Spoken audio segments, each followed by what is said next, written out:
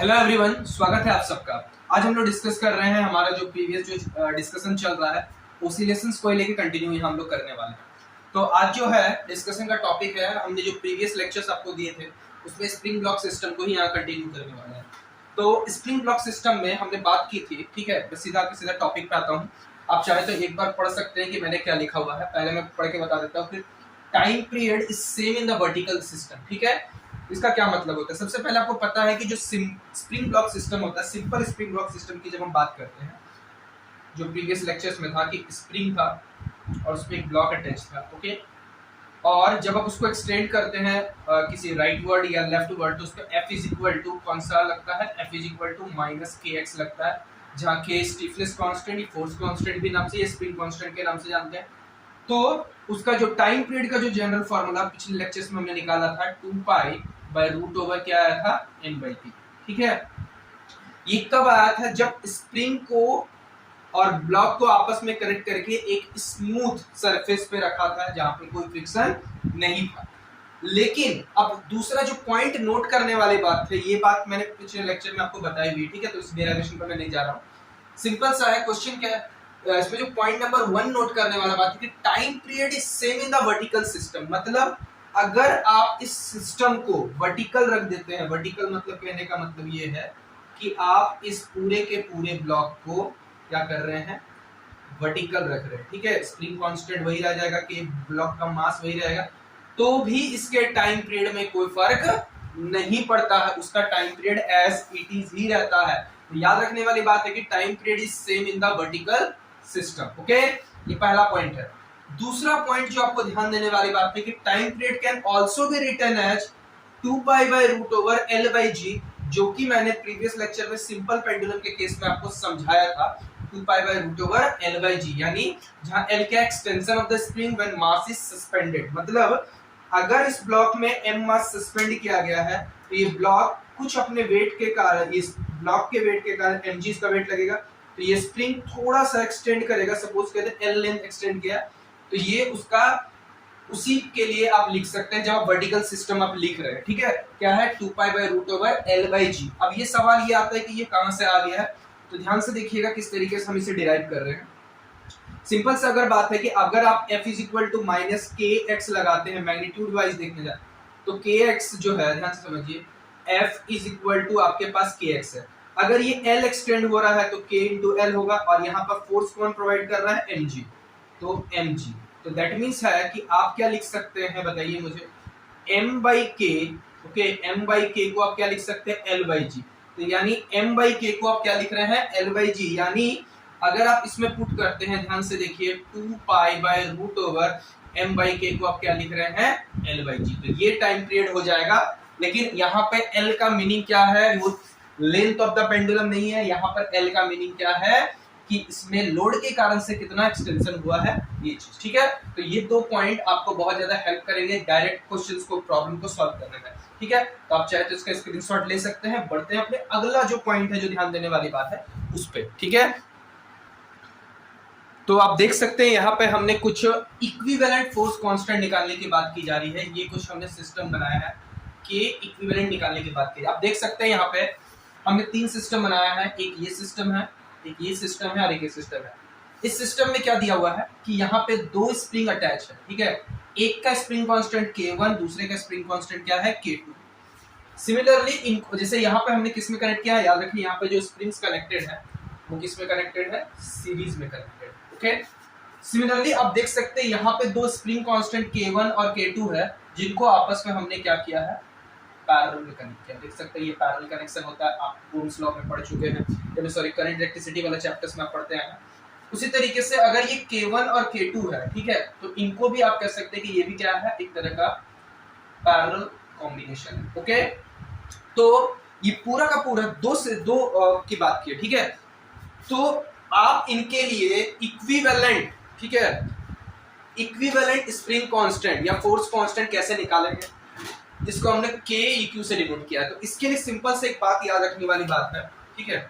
याद रखिएगा कि जो भी सिस्टम का फोर्स कांस्टेंट होता है, ठीक है, फोर्स कांस्टेंट जो होता है इनवर्सली प्रोपोर्शनल टू उसके लेंथ के इनवर्सली प्रोपोर्शनल होता है। यानी के जो है उस स्प्रिंग की जो लेंथ है उसके इनवर्सली प्रोपोर्शनल है। अगर आप स्प्रिंग की ज्यादा लंबाई है तो स्प्रिंग कांस्टेंट के होगा। देखिए नेचुरली आप सोचने वाली बात है कि स्प्रिंग छोटा स्प्रिंग है, ओके, तो अगर आप उसको थोड़ा सा खींचिएगा तो वो तुरंत बैकवर्ड लाएगा, क्योंकि स्प्रिंग कांस्टेंट बताने की क्या कोशिश करता है कि उसमें कितना रिस्टोरिंग फोर्स लगाने की कैपेबिलिटी है। छोटा स्प्रिंग है, लेंथ कम है तो स्प्रिंग कांस्टेंट ज्यादा होगा। दैट मींस है कि वो बॉडी तुरंत अपने ओरिजिनल पोजीशन पे आना चाहेगा, ठीक है। उसी तरीके से अगर लेंथ अगर बड़ा है, ठीक है, अगर लेंथ बढ़ गया है तो स्प्रिंग कांस्टेंट क्या होगा, क्योंकि अगर स्प्रिंग बड़ा होगा तो उसमें फोर्स कांस्टेंट उतना जनरेट नहीं हो पाएगा, ठीक है। तो दैट मींस है कि हम लोग यहाँ पर के इनवर्सली प्रोपोर्शनल टू लेंथ होता है, ओके। तो यानी अगर आप ऐसा भी कह सकते हैं कि अगर आपके पास कोई स्प्रिंग है, सपोज करते हैं कोई स्प्रिंग है और इसको कुछ हिस्सों में काट दिया जाता है, इसकी अपनी लंबाई L1 L2 और तो एक हिस्से की जो स्प्रिंग कांस्टेंट है वो क्या कर जाएगी, इंक्रीज की डिक्रीज। लेंथ घट गया है तो इसका मतलब स्प्रिंग कांस्टेंट क्या हो जाएगा, बढ़ जाएगा, ठीक है। तो ऐसा क्वेश्चन पूछा जाता है तो आप इस चीज को याद रखने के लिए रख सकते हैं, ठीक है। तो फिलहाल आते हैं इस क्वेश्चन में जो कि हमें पूछा गया है। जो इस तरह के प्रॉब्लम्स अगर आपको देखते हैं, इक्विवेलेंट फोर्स कांस्टेंट की बात करते हैं, तो ये K1 और K2 अगर दो स्प्रिंग है तो ऐसा मान के चले, मैं एक आपको डिराइव करता हूं, बाकी दूसरे के लिए हम लोग इक्विवेलेंट कुछ इसे लिख सकते हैं। अगर इसकी लंबाई L1 है और इस स्प्रिंग की लंबाई क्या है, L2 है, ठीक है। तो अगर मैं पूछता हूं इस पूरे के पूरे स्प्रिंग की लंबाई, तो आप कहेंगे L होगा जो कि L1 प्लस L2 हो जाएगा, ओके। यानी इस पूरे स्प्रिंग की लंबाई क्या होगी, L1 प्लस L2 जो कि सीरीज में कंबाइन हुआ है, ओके। दूसरा, लेकिन यहाँ पे स्प्रिंग कांस्टेंट और लेंथ में कैसा रिलेशन है, इनवर्सली रिलेशन है। तो इसीलिए हम लोग यहाँ पर लेंथ यहाँ पे सीरीज में जोड़ रहे हैं, बट यहाँ पे जब हम इनको जोड़ेंगे तो ये किसमें जोड़ेंगे, पैरेलल के फॉर्मूला से जुड़ेंगे। यानी क्यों, क्योंकि ये इनवर्सली प्रोपोर्शनल का रिलेशन है, ठीक है। अगर आपको पता होता है कि जब आप पढ़ते हैं ओम्स लॉ में और ओम्स लॉ या करंट इलेक्ट्रिसिटी वाले में, तो आपको पता है कि रेजिस्टेंस जो होता है डायरेक्टली प्रोपोर्शनल टू लेंथ होता है, resistance inversely proportional to area of cross section होता है। तो जब resistance directly proportional to length होता है तो सीरीज के लिए सीरीज डायरेक्ट फार्मूला फॉलो करता है, पैरेलल के लिए पैरेलल। लेकिन ये इनवर्सली प्रोपोर्शनल का फंडा है, तो इसी कारण से ये उल्टा रिलेशन। यानी अगर आप सीरीज देख रहे हैं तो सीरीज के लिए आपको 1/k equivalent equal to 1/k1 plus 1/k2 और भी अगर रहेगा तो सिमिलरली इस तरीके से आप बना सकते हैं, ओके। अगर यहाँ पर k1 और k2 आइडेंटिकल हो जाएंगे, सपोज कीजिए कि इफ k1 और k2 इक्वल टू k हो जाएगा, तो आप यहाँ पे लिख सकते हैं k इक्विवेलेंट कितना आ जाएगा आपका, k/2 हो जाएगा, ओके। ये बात आपको समझ में सीरीज कॉम्बिनेशन। ठीक उसी तरीके से अगर आपको समझ में आ गया तो मुझे बताने की जरूरत ही नहीं है, क्योंकि यहाँ पे हम लोग बात कर रहे हैं पैरेलल कॉम्बिनेशन की। तो पैरेलल कॉम्बिनेशन के लिए आप पढ़ते हैं, पैरेलल कॉम्बिनेशन में रेजिस्टेंस में पैरेलल जोड़ते थे तो आप लिखते थे 1/r बराबर 1/r1 प्लस r2। तो यहाँ पैरेलल है तो हमें इसका उल्टा लिखना है, क्या लिखना है, सीरीज लिखना है। तो इसका मतलब k इक्विवेलेंट जो बन जाएगा वो k1 प्लस k2 बन जाएगा, ओके। क्या बन जाएगा, k1 प्लस k2। यानी अगर आप इस सिस्टम को देख रहे हैं तो वो k1 प्लस k2 चला जाएगा, ओके।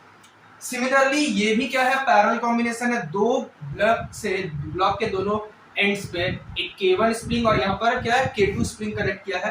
तो यहाँ पर भी आपको k इक्विवेलेंट क्या होगा, k1 प्लस k2, ठीक है। क्या हो जाएगा, k1 प्लस k2। यानी इसके लिए ये वाला फॉलो कर रहा है, इसके लिए ये वाला और इसके लिए ये वाला, ठीक है। तो ये कुछ आपको फोर्स कांस्टेंट याद रखना है कि ये पूरा का पूरा सिस्टम जो है किस तरीके से यहाँ बहुत सारे स्प्रिंग्स कनेक्ट किए जाएंगे तो वो सिंगल इक्विवेलेंट स्प्रिंग की तरह काम करने लगेगा, कि सीरीज और पैरेलल के जो रूल पड़ते हैं रेसिस्टर्स के लिए उसके लिए, बट कैपेसिटर्स के जैसा होगा, ठीक है। तो आई होप कि आपको ये चीज समझ में आ गई होगी, तो आप इसका चाहे तो स्क्रीनशॉट ले सकते हैं। तो अब देखिए इस चीज में क्या कहा गया है, ठीक है। इस पॉइंट को भी ध्यान से नोट कर सकते हैं कि अगर स्प्रिंग को, अभी तक हमने मान के चला था कि स्प्रिंग जो है उसका कुछ मास नहीं होता, ठीक है, स्प्रिंग को मासलेस मान के चला था। लेकिन अगर स्प्रिंग का भी कुछ मास होता है जिसको हम लोग यहाँ ms से डिनोट कर रहे हैं, तो टाइम पीरियड जो होता है उसमें भी क्या आ जाएंगे, चेंजेस आ जाएंगे। क्या आ जाएंगे, उसमें भी क्या आ जाएंगे, चेंजेस। यानी 2π/√m प्लस ms/3। ms क्या है, मास ऑफ द स्प्रिंग, ठीक है। तो टाइम पीरियड में कैसा चेंज आ जाएगा, मास ऑफ द स्प्रिंग को भी हमें इंक्लूड करना होगा। तो आपको ये फैक्ट याद रखने वाली बात है, ठीक है। तो ये हो गया कि स्प्रिंग का जब मास कंसीडर किया जाएगा, अगला जो है, जो ध्यान देने वाली बात यह है कि अगर ऐसा हुआ कि कोई स्प्रिंग है, उसको दो एंड्स पे उसको दो ब्लॉक से कनेक्ट किए हैं, एक का मास m1 और दूसरे का मास क्या है m2 से कनेक्ट किए हैं, तो आपको टाइम पीरियड का जो फॉर्मूला आएगा वो फॉर्मूला हो जाता है 2π/√μ/k। तो इसका स्प्रिंग कांस्टेंट है म्यू। क्या है म्यू? को हम लोग कहते हैं यहाँ पे रिड्यूस मास के नाम से जानते हैं। किसका मास के नाम से?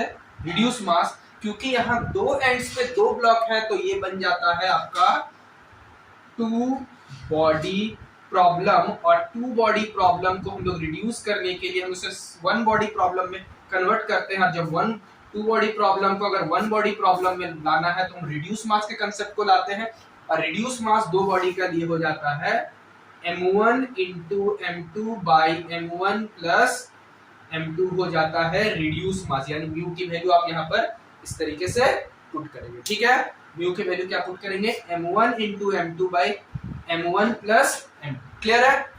तो ये रिड्यूस मास का कंसेप्ट आ जाएगा। अगर मान के चलिए कि m1 और m2 सेम आ जाएगा, तो आप बताइए m1 और m2 अगर सेम आगे सपोज कीजिए m के बराबर है, तो रिड्यूस मास कितना आ जाएगा बताइए?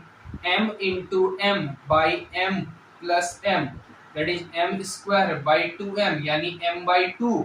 और ऐसे केस में जो आपका टाइम पीरियड है 2π/√m बाई 2k हो जाएगा। m बाई क्या हो जाएगा? 2k हो जाएगा। क्लियर है? तो ये चेंजेस आपको देखने को मिलेंगे।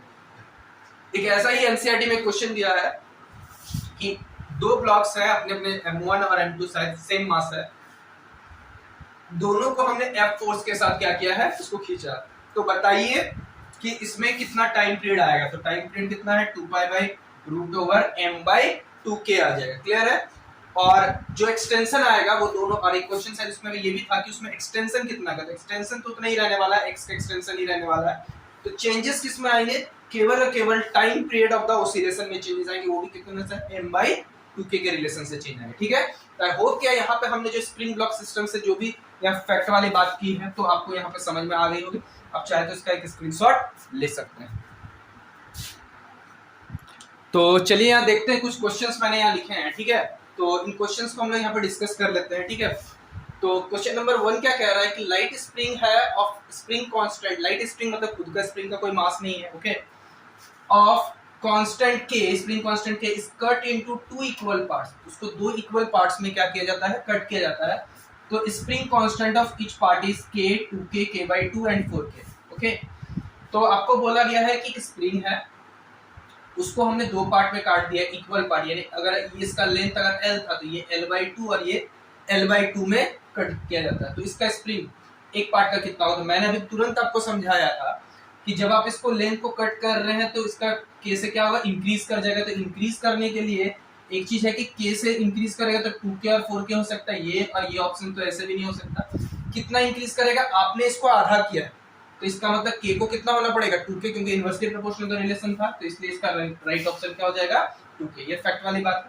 सेकंड क्वेश्चन आपको क्या बोल रहा चाह रहा है कि the frequency of the oscillation is proportional to √3k/m है। ठीक है? ये ब्लॉक सिस्टम है, ये ब्लॉक लगा हुआ है, यहाँ पे ब्लॉक नहीं है, सपोज करते हैं। ठीक है? और यहाँ पे है k/m, यहाँ पे 2k/m है, यहाँ पर m/3k। ओके, तो आपको बताना ये है कि इस पूरे सिस्टम का कितना होगा, आपको स्प्रिंग ये बताना, frequency of oscillation, time period नहीं बताना। ठीक है? तो आपको सबसे पहले यहाँ पर एक चीज, यहाँ पर k था और यहाँ पे 2k। ओके, अब आप वीडियो को पॉज करके चाहे तो इसको ट्राई कर सकते हैं। ओके, मेरा काम है इसको समझाना। मैंने आपको समझाया कि अगर ये इस तरह से सीरीज में है तो ये आपको देखने में तो ये कैसा है? पैरेलल कॉम्बिनेशन का है। तो पैरेलल कॉम्बिनेशन में आपको पता है सीरीज का फॉर्मूला लगाते हैं, k1 प्लस k2 हो जाएगा। तो k1 इज इक्वल टू यानी k प्लस 2k, यानी इक्विवेलेंट k इक्विवेलेंट कितना बन जाएगा? 3k बन जाएगा। k इक्विवेलेंट कितना बन जाने वाला है? 3k। अब आप बताइए टाइम पीरियड कितना हो सकता है? टाइम पीरियड आप जानते हैं, आप लिखते हैं टाइम पीरियड होता है 2π/√m/3k।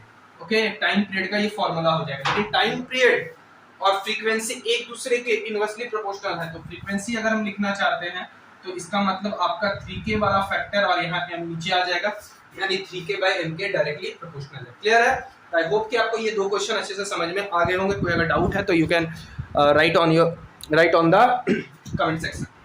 अब बढ़ते हैं हम इस क्वेश्चन के, ऊपर वाला क्वेश्चन मिटा देता हूँ, चाहे तो स्क्रीनशॉट ले सकते हैं।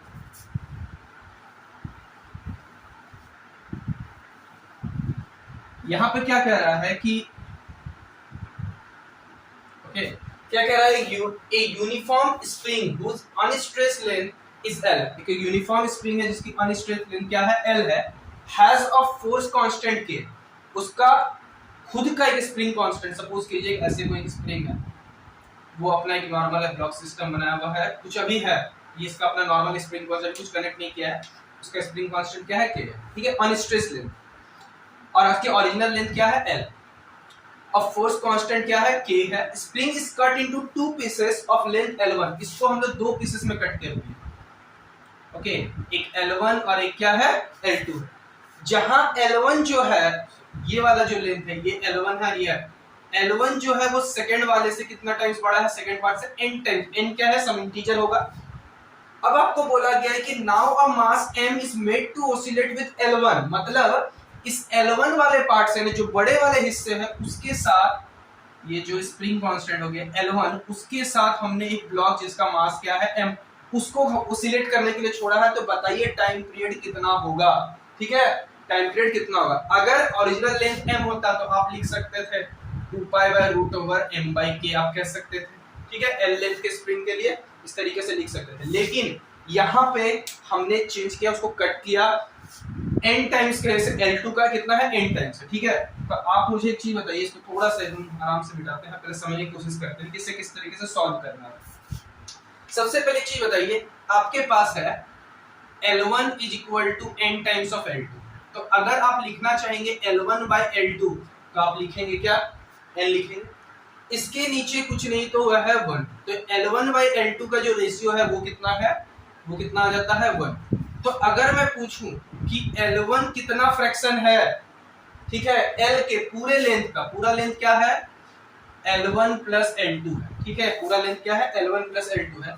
तो आप यहां से एक काम करते हैं, बताइए, यहां से L1 की value n times of L2 रख देते हैं, तो L बराबर हो जाएगा n प्लस 1 इंटू L2, यानी L2 हो जाएगा 1 by n plus 1 into L हो जाएगा, ये L2 का लेंथ आ जाएगा। और यहीं से जब आप निकालने की कोशिश करेंगे N1, तो n times of n plus 1 into L हो जाएगा, क्लियर है, यानी L1 जो है वो आपका n by n plus 1 into L है, L2 क्या है, 1 by n plus 1 into L है। तो आपको बोला था कि ब्लॉक को जो कनेक्ट किया वो L1 से कनेक्ट किया, L1 की लेंथ क्या है, ये लेंथ है ओरिजिनल लेंथ, ठीक है, ओरिजिनल लेंथ के रेस्पेक्ट में हमने लिखा है। तो जब ऐसा लिखते हैं, अगर इसकी लेंथ L1 है तो स्प्रिंग कांस्टेंट इसके करस्पॉन्डिंग कितना हो जाएगा, बताइए मुझे। स्प्रिंग कांस्टेंट इसके इनवर्सली प्रोपोर्शनल होता है, तो K1 जो लिखना चाहेंगे वो कितना हो जाएगा, n प्लस 1 बाई n हो जाएगा, और यहाँ पर l का जो फैक्टर है वो इनवर्सली प्रोपोर्शनल के फैक्टर में आएगा, यही आप लिख सकते हैं, ठीक है। तो जब हम लोग इसे टाइम पीरियड के फॉर्म में लिखना चाहेंगे, तो आप बताइए टाइम पीरियड कितना, 2 पाई बाय रूट ओवर मास कितना सस्पेंडेड रहेगा, k, और जब हम लोग इसको इसके साथ सस्पेंड करेंगे, तो एक चीज बताइए, यहां से हम लोग क्या लिखेंगे, नया k क्या है, K1 है, और 1 बाई k का जो फैक्टर है वो तो ओरिजिनल वाला k बना देगा ना, ओरिजिनल, क्योंकि 1 बाई a जो है 1 बाई l तो k बनाएगा, पुराना वाला जो ओरिजिनल इसका k था, पुराने वाले के टर्म में, यानी जो नया वाला k है वो n plus 1 by n into क्या है, k है, क्लियर है। तो जब हम लोग इसको यहाँ पुट करते हैं तो बताइए कितना होगा, m, अगर हम लोग यहाँ पे पुट कर देते हैं k times of n plus 1 into m, यानी ऑप्शन नंबर ए, ठीक है। तो ये क्वेश्चन आपको समझ में आ गया होगा। इस तरीके से आपको बनाना है, कैसे हम लोग सबसे पहले L1 और L2 निकालेंगे, K1 के कोरस्पॉन्डिंग उसका लेंथ होगा इतना, और लेंथ के कोरस्पॉन्डिंग आप K के टर्म में अरेंज करेंगे, और K के टर्म में अरेंज करने के बाद आपको इस तरीके से, यही आपका क्वेश्चन अगर L2 में होता तो आंसर आपका चेंज आ जाता, ठीक है। तो आप चाहे तो इसका स्क्रीनशॉट ले सकते हैं, ओके। तो आज की वीडियो में हम लोग इतना ही रखने वाले हैं, ठीक है। तो आगे आने वाले वीडियोस में आपको हम और भी इसमें जरूरी जो है, जैसे कि सिंपल पेंडुलम के रिस्पेक्ट में और भी जो जरूरी इंपॉर्टेंट बातें उनको यहाँ डिस्कस करेंगे, और आपको कैसा कंटेंट चाहिए आप मुझे कमेंट सेक्शन में करके बताइए कि आपको कैसा कंटेंट चाहिए। और आपको वीडियो अगर अच्छा लग रहा है, कंटेंट हमारा सही लग रहा है, तो आप वीडियो को अप्रिशिएट करने के लिए वीडियो को लाइक कर सकते हैं, चैनल को सब्सक्राइब कर सकते हैं, और अपने दोस्तों के साथ चाहे तो शेयर कर सकते हैं, ठीक है। ये जरूरी नहीं है, बट ये अगर आपको अच्छा लगता है, ये आपकी खुद की रिस्पॉन्सिबिलिटी बनती है, ठीक है। मिलते हैं अपने अगले वीडियो पे, तब तक के लिए थैंक यू।